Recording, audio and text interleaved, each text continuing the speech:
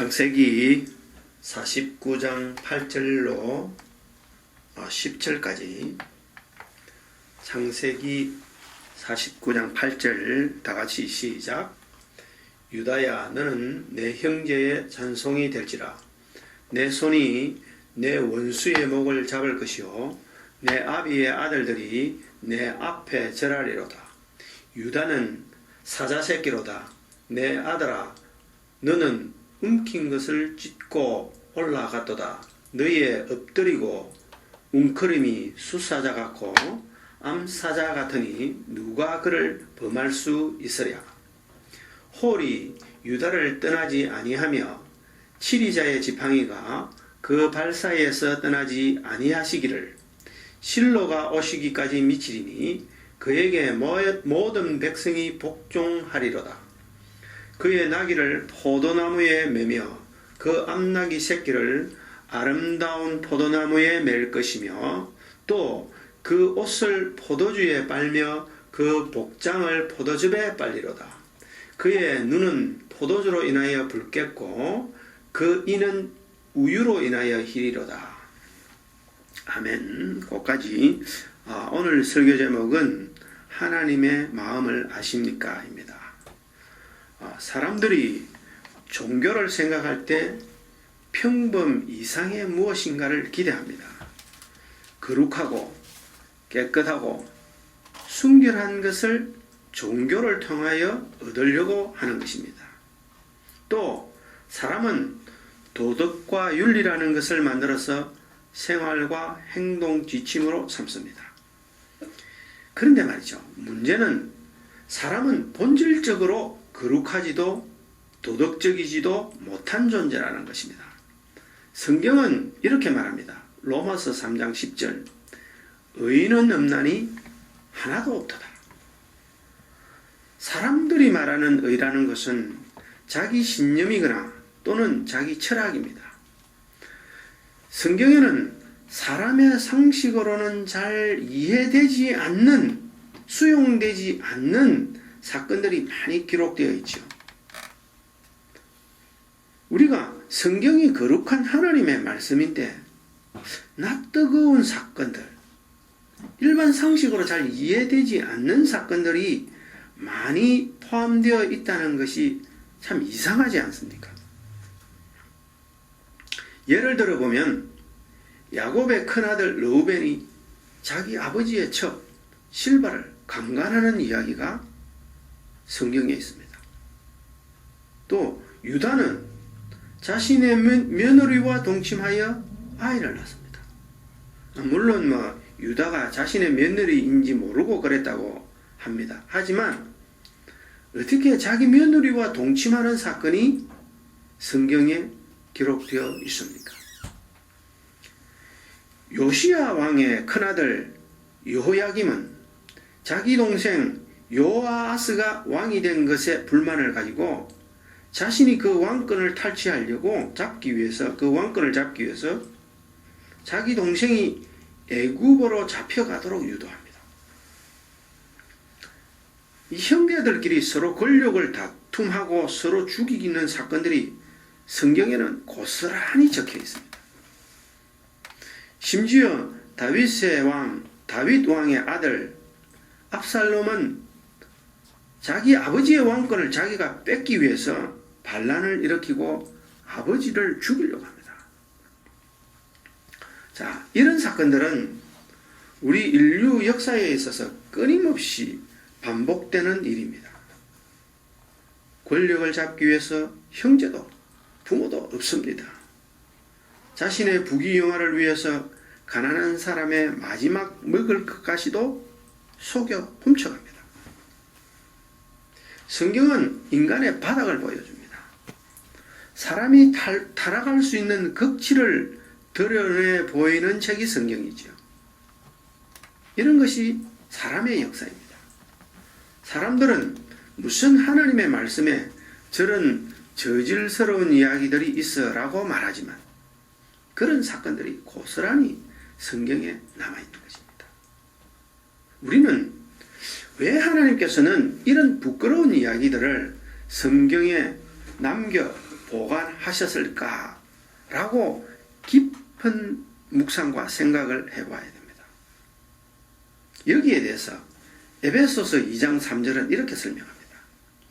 전에는 우리도 다 그 가운데서 우리 육체의 욕심을 따라 지내며 육체와 마음이 원하는 것을 하여 다른 이들과 같이 본질상 진노의 자녀이었더니 사람의 본질적 질병은 자기 육체와 마음이 원하는 대로 행하는 것입니다. 사람은 누구나 내가 원하는 대로 행하고 살고 싶어 하는 것입니다. 이건 본능입니다. 하나님께서는 이런 사람의 모습을 수용하실 수 없고 또 이런 인간의 질병을 고치고 싶은 것입니다. 성경의 부끄러운 사건들은 나의 본 모습, 참된 모습을 보게 합니다. 성경의 추한 사건들을 통해서 내 존재들을 깨달을 수 있습니다. 우리가 병이 났을 때 병을 치료하려면 그 병의 원인을 근본적으로 알아야 합니다. 성경은 그 병의 원인과 치료 방법을 보여주고 또한 완전한 회복까지 시켜줍니다. 이 사람의 병이라는 것은 본질적 병은 세상 풍속을 쫓아 자기 육신의 요구대로 살아가겠다는 것입니다. 그러다가 죽는 것입니다. 복음은 그런 인간의 병을 하나님께서 치료하여서 완전히 회복시켜 주는 것입니다. 성경 전체는 그러니까 인간의 병과 치료와 회복에 관한 이야기인 것입니다. 예수님의 십자가에서 흘리신 예수님의 십자가의 보혈로 인간의 병이 치료되고 예수님과 함께 하늘나라에 영원히 살게 될 것이라는 것을 약속한 책이 성경이지요. 그러니까 성경은 아름다운 도덕을 전달하는 책이 아닙니다. 도덕을 가르쳐주는 책이 아닙니다. 우리 인간의 뼛속 깊이에 있는 모습 그대로를 열어 보여주는 책이 성경입니다. 성경의 사건들은 나에게 복음의 절실함을 알게 합니다. 이 사람들이 말이죠. 가면을 쓰고 이 땅에 살아가지만 그 가면을 벗겨버리는 것이 성경이죠. 자, 여기에서 우리가 본문을 보면 오늘 본문은 이스라엘 민족의 조상 야곱이 등장하죠. 야곱에 관한 이야기를 하고 또 그 넷째 아들 유다에 대한 이야기가 여기에 있습니다. 이 야곱이라는 사람이 죽기 직전에 12아들에게 모아놓고 예언하는 장면이 오늘 본문에 나오는데 야곱은 믿음의 조상이고 이스라엘 민족의 뿌리이죠. 그리고 이 야곱이라는 사람은 또한 이스라엘이라는 이름으로도 불립니다.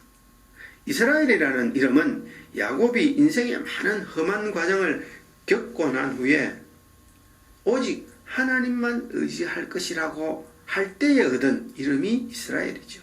그러니까 야곱의 새로운 이름이 이스라엘입니다. 야곱은 험한 인생살이에서 볼거리 안 볼거리 다 보고 난 후에야 이름이 이스라엘로 바뀝니다. 하나님께서 사랑하시는 자들을 다루실 때 이런 방법을 사용합니다. 이것이 하나님이 사랑하는 자를 다루는 방법인 것입니다.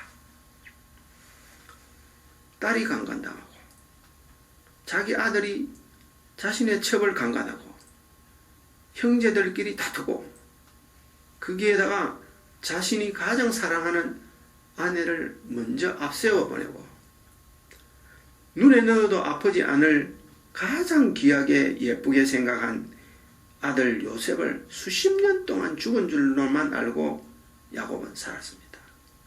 이런 고통의 일들을 경험하고 야곱은 마침내 이스라엘이 됩니다. 이것이 하나님께서 사랑하는 사람을 다루는 방법이고 원리입니다. 이 사람은 누구나 편하고 안락한 삶을 원합니다. 일평생 많은 재물 속에서 풍부한 삶을 누리다가 자식들이 잘 되는 것을 보고 늘 가정이 화목하고 자신은 몸이 건강한 몸을 가지고 살기를 원하죠. 이런 삶을 원하지 않는 사람이 누가 있습니까? 하지만 우리의 현실은 그렇지 않습니다. 험악한 인생살이를 직면하게 됩니다. 우리의 내면이 이런 험악한 인생살이를 직면하고 경험하고 지낼 때 성숙되는 것입니다. 더욱이 이런 것들을 통해서 하나님 말씀 안에 내 자신을 담그면 영적으로 깊은 사람이 되는 것입니다. 야곱이라는 사람에게는 12아들이 있었죠. 제가 방금 말씀드린 대로. 그 가운데 네 번째 아들이 유다입니다. 야곱이 죽기 직전에 유다를 축복하고 예언합니다. 바로 그 장면이 오늘 본문 8절로 12절에 묘사되어 있습니다. 10절을 잠깐 보면은 야곱은 자기 넷째 아들 유다에 대해서 이렇게 예언합니다. 홀이 유다를 떠나지 아니하며 치리자의 지팡이가 그 발 사이에서 떠나지 아니하시기를 실로가 오시기까지 미치리니 그에게 모든 백성이 복종하리로다. 자, 여기에 보면 홀이라는 단어가 나오는데 이 홀이라는 말은 왕권입니다. 왕관, 왕권이라는 말입니다. 유다의 자손을 통해서 구원자, 즉 만왕의 왕이 오실 것이라는 것입니다. 또 보면은 여기에 실로라는 말이 나옵니다. 이 실로라는 말은 평강을 가져오는 자라는 뜻이죠. 이것은 평강의 왕 예수 그리스도를 예표합니다. 장차 유다의 육체의 계보를 따라서 통해서 예수 그리스도 평강의 왕이 오실 것이라는 말입니다. 사람들은 왜 하필이면 예수님의 계보가 유다를 통해서 나오지? 라고 말할 것입니다. 왜냐하면 유다는 자기 며느리와 통관하여 아이를 낳은 사람이죠. 이것을 이제 마태복음 1장 3절에 이렇게 기록합니다. 유다는 다말에게서 베레스와 세라를 낳고, 이 다말은 유다의 며느리입니다. 유다는 자기 며느리 다말을 통해서 베레스를 낳고 그 베레스를 따라 다윗이 나오고 마침내 다윗의 계보를 통하여 인류의 구원자 예수 그리스도가 탄생하는 것입니다. 이제 이것을 마태복음은 시작하면서 아브라함과 다윗의 자손 예수 그리스도의 세계라 이렇게 말하는 것입니다. 사람의 보편적 상식으로는 어떻게 자기 며느리와 동침하여 아이를 생산하는 일이 있을 수가 있어? 이 콩가루 집안이 아니겠습니까? 그런데 이러한 입에 담지 못할 이야기가 버젓이 성경에 있습니다. 자기 며느리 다말의 몸에서 난 아들 베레스를 통해서 예수 그리스도가 나게 되는 것입니다. 왜 하필이면 하나님께서 유다를 통해서 예수님의 계보를 세우실까요? 여기에 성경의 핵심이 있습니다. 여기에서는 우리 인간의 본질적 모습이 있고 하나님의 깊은 마음이 있습니다. 이 사람들이라는 것은 자신은 완벽하지 못하지만 어떤 상대에 대해서 완벽을 기대합니다. 하지만 하나님은 우리 사람에게는 완벽함이 없다는 것을 잘 아십니다. 우리는 왜 예수님의 계보가 유다를 통해서 나오는지 그 이유를 찾아봐야 되는 것입니다. 그 이유의 첫째는 유다는 화평의 사람입니다. 창세기 37장 26절로 27절은 유다가 어떤 화평의 사람인지 그의 성품을 잘 보여줍니다. 비록 그가 육신이 약해서 창녀로 변장한 며느리 다말과 동침하였지만 그는 형제들과 화합하고 우애하기를 주선하는, 화평을 주선하는 사람입니다. 여기에서 창세기 37장 26절 27절을 잠깐 볼까요? 유다가 자기 형제에게 이르되 우리가 우리 동생을 죽이고 그의 피를 은닉한들 무엇이 유익할까? 자, 그를 이스마엘 사람에게 팔고 우리 손을 그에게 대지 말자. 그는 우리의 동생이요 우리의 골육이니라 하매 형제들이 청종하였더라. 유다의 형제들이 자기 아버지의 특별한 사랑을 받는 동생 요셉을 시기합니다. 그리고 시기하고 질투하여 요셉을 죽이려고 합니다. 그럴 때 유다는 요셉을 죽이지 말고 미디안 상인들에게 팔아 그의 생명을 보존할 것을 제안하고 형제들로부터 그 합의를 이끌어냅니다. 화평을 이끌어내는 자입니다. 사람은 누구나 실수하고 살아갑니다. 입으로, 마음으로 끊임없이 죄를 짓고 이 땅을 살아가는 것입니다. 신앙은 내가 완벽해지는 것이 아닙니다. 하나님이 기뻐하시는 일을 내 의지를 가지고 찾아가는 것이 신앙입니다. 비록 때로는 넘어져도 다시 하나님 말씀 앞에 내가 바로 서려고 발부둥을 치고 애를 쓰는 것이 신앙입니다. 특별히 모든 사람이 이기적이고 잔인해도 나는 화평의 일을 주선하고 생각하려고 애를 쓰는 것이죠. 여기에 대하여 예수님께서 마태복음 5장 9절에 이렇게 교훈하십니다. 화평케 하는 자는 복이 있나니 저희가 하나님의 아들이라 일컬음을 받을 것입니다. 하나님은 화평을 주선하는 자들을 원하십니다. 유다가 말이죠. 이 집안의 여러 가지 불행한 일들을 목격하고는 마음이 많이 상합니다. 예를 들어서 자기 여동생 디나를 강간했다는 이유로 자기의 둘째 형과 셋째 형 시몬과 네이가 세겜 사람들을 무참히 죽여버리는 살인사건을 목격합니다. 그리고 큰형인 그 르우벤이 자기 서모 빌하와 통관하는 그 보지 못할 사건을 또 봅니다. 그래서 이제 유다는 아이고 이런 더러운 집구석 내가 떠나야 되겠다. 그리고 멀리 다른 곳으로 가서 조용히 살기로 결심합니다. 그리고 집안을 떠나죠. 그가 다른 곳에 홀로 살면서 이런 험한 꼴을 보지 않겠다고 생각하고 찾아간 곳이 아둘람 히라라는 지역입니다. 아둘람 히라라는 사람한테 가서 삽니다. 콩가루 같은 집안에 내가 못 살겠다는 것입니다. 그래서 집안을 떠나죠. 근데 유다는 그러니까 사람이 대체로 온유한 성격의 사람입니다. 그는 요셉이 그랬죠. 요셉도 형과 달리 이제 장막에서 묵상하고 책 보고 기도하는 기질을 가진 사람이죠. 유다는 특별히 그런 사람입니다. 그는 온유한 성품을 가지고 있습니다. 그런데 아버지 요셉처럼 교활한 사람은 아니었습니다. 유다는 정직한 사람이었고 착한 사람입니다. 예수님께서 마태복음 5장 5절에 이렇게 말씀하십니다. 온유한 자는 복이 있나니 저희가 땅을 기업으로 받을 것이니라.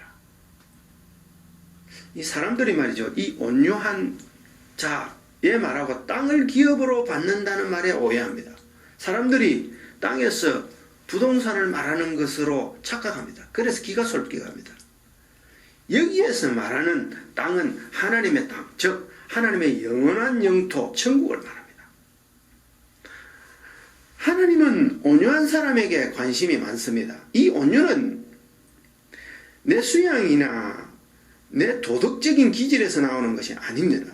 성령 충만에서 나오는 영적인 온유를 말합니다.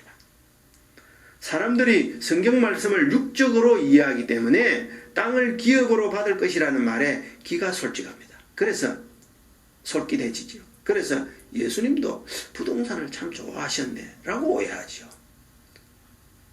예수님이 말씀하시는 이 복은 영원한 영적인 복을 말하는 것입니다.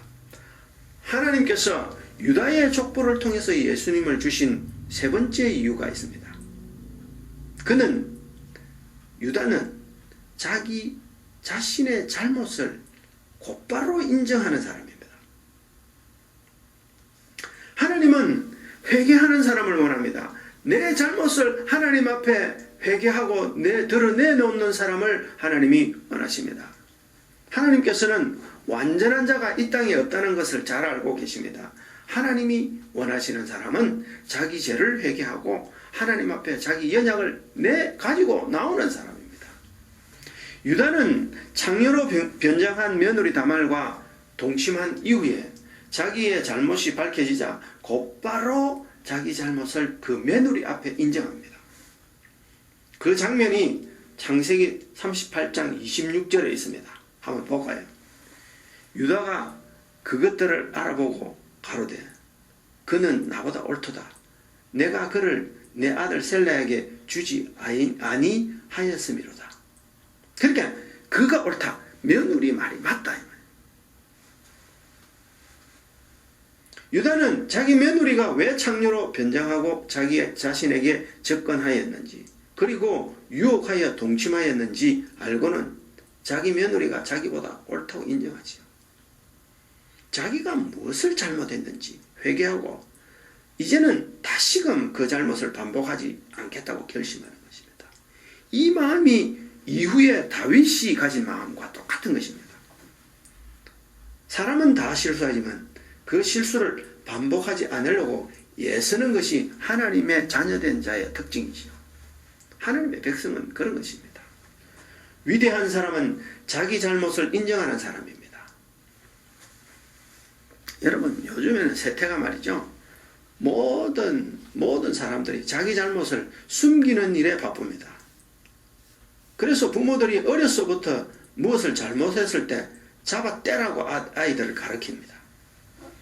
그래서 스스럼 없이 거짓말을 해라고 교육하지요. 정치가들이 나라 돈을 오용합니다. 그리고 백성들이 도탄에 빠져버립니다. 그런데 그 일을 변명만 늘어놓고 자기들 것만 챙깁니다. 실컷 해먹고는 오리발, 닭발 다 내미는 것입니다. 이거는 교회도 마찬가지입니다. 교회와 목사라는 거창한 이름을 가지고는 솔직히 자기 잘못을 인정하는 일은 별로 하지 않습니다. 근데 하나님의 말씀은 요한일서 1장 9절에 말씀하시기를 만일 우리가 우리 죄를 자백하면 저는 미쁘시고 의로우사 우리 죄를 사하시며 모든 불의에서 우리를 깨끗게 하실 것이라 고 말씀하십니다. 이것이 하나님의 마음입니다. 본문 8절은 유다에 대해서 이렇게 예언하지요. 유다야, 너는 내 형제의 찬송이 될지라. 내 손이 내 원수의 목을 잡을 것이요 내 아비의 아들들이 내 앞에 절하리로다. 하나님은 사단의 속임수에 넘어간 우리 사람들을, 인간들을 불쌍히 여기십니다. 그래서 하나님과 원수된 우리를 사단의 손에서 나오게 하시려고, 건지시려고 유다를 택한 것입니다. 여기 이제 보면 8절에 내 원수의 목이라고 말하는 이 사람을 말하는 이 원수는 누구냐? 사람을 타락시켜 하나님과 멀어지게 한 사탄을 말하죠. 그 악한 사단의 목이 유다의 혈통에서 나오는 예수 그리스도를 통하여 꺾일 것이라는 것입니다. 하나님은 우리의 연약을 아십니다. 하나님은 우리에게서 무엇이 꼭 필요한지, 우리의 필요를 잘 아십니다. 우리가 절실히 필요한 것이 무엇인지 하나님이 아시지요. 그 필요는 물질이 아니라 마귀의 올무에서 벗어나는 것입니다. 사람이 무엇에 속고 있다는 것을 하나님이 아십니다. 우리의 결정적인 잘못이 무엇인지 하나님이 아시지요. 참된 신앙은 이 땅에서 인간의 관계나 도덕을 훈련하는 것이 아닙니다. 자기 수양이, 인격 수양이 아닌 것입니다. 사람은 영물이기 때문에 영적인 싸움을 하는 존재이지요. 특별히 어둠의 영은 이 땅에서 바르게 예수님을 믿겠다고 결심한 사람들을 집중적으로 공격합니다. 사단은 거룩한 삶을 살려고 하는 하나님의 백성들을 그냥 두지 않습니다. 신앙은 영적인 싸움입니다. 에베소서 6장 12절에 우리의 씨름은 혈과 육에 대한 것이 아니요 정사와 권세와 이 어둠의 세상 주관자들과 하늘에 있는 악한 영들에 대함이라고 하는 것입니다. 사람들은 신앙을 정신적 단계로까지만 이해하지요. 여러분, 신앙이라는 것은 정신적인 것도 사상적인 것도 아닙니다. 예수님을 궁극적으로 믿는 이유는 내 자신이 사단의 올무에서 벗어나서 하나님이 거하시는 처소가 되는 것입니다. 하나님이 내 안에 거하시는 나는 내 자신은 하나님이 거하시는 장소가 되는 것입니다. 내 심령으로 예수님을 사랑하면 하나님의 영, 성령이 내 안에 거하신다는 것을 약속한 것이 성경입니다. 성령께서 내 안에 거하신다는 말은 내가 하나님의 기업이 된다는 것이고, 하나님의 기업이 된다는 것은 하나님의 모든 관심이 그곳에 있다는 것입니다. 하나님의 모든 관심은 지금도 교회와 성령 받은 성도들에게 있는 것입니다. 제가 이제 설교를 마무리하면서 저는 역사학자이고 또 이 소설가인 김진명이라는 사람의 이 학자에 대해서 잠깐 언급하겠습니다. 이분은 대단히 박식하고 특별히 근대사에 있어서 동북아 정세, 우리나라에 대한 미래 대처에 대해서 예리하게 분석하는 분입니다. 그래서 이제 그분의 논리에 제가 매료되었죠. 한 학자로서의 김진명이라는 사람은 탁월한 안목을 가지고, 저는 그 안목, 그분의 안목을 아주 존경합니다. 이분이 말이죠. 이제 그 어떤 대담 프로에서 말할 때 이럽니다. 이분은 인생의 궁극적인 목적이 무엇이고 삶의 이유가 무엇인지를 자기 평생 깊이 생각하고 연구하면서 살아왔다. 이렇게 말합니다. 그래서 그가 발견한 인생의 궁극적인 최고 가치는 정의라고 결론을 내렸다고 합니다. 결론은 이분이 도달한 것은 정의다. 인간의 궁극적인 최고의 가치는 정의다. 이렇게 내린 것입니다. 그러니까 인간에게 가장 소중하고 궁극적인 것은 정의에 도달하는 것이다. 라는 것입니다. 여러분, 그런데 사람에게는 정의라는 게 없습니다. 사람에게 정의라는 것이 존재한다고 생각하십니까? 사람들이 말하는 정의는 시대와 환경과 여건에 따라서 항상 바뀌어져 왔습니다. 사람의 정의는 항상 변하는 것입니다. 그러니까 이 땅에는 절대적인 정의라는 것은 없습니다. 로마서 10장 3절의 말씀은 하나님의 의를 모르고 자기의 의를 세우려고 힘써 하나님의 의를 복종치 아니하였느니라. 유대인의 전통에서 나오는 종교적 습관이 정의라고 말하지요. 사람들이 말하는 정의는 단지 인간의 습관과 관습과 개인의 신념과 논리일 뿐입니다. 참되고 영원한 의는 하나님으로부터만 나옵니다. 모든 피조물과 우주를 만드신 그분, 여러분과 저를 조성하신 그분, 그 하나님 안에만 참 의로움이 있습니다. 사람이 자기 지성을 가지고 세우는 모든 의는 헛된 것입니다.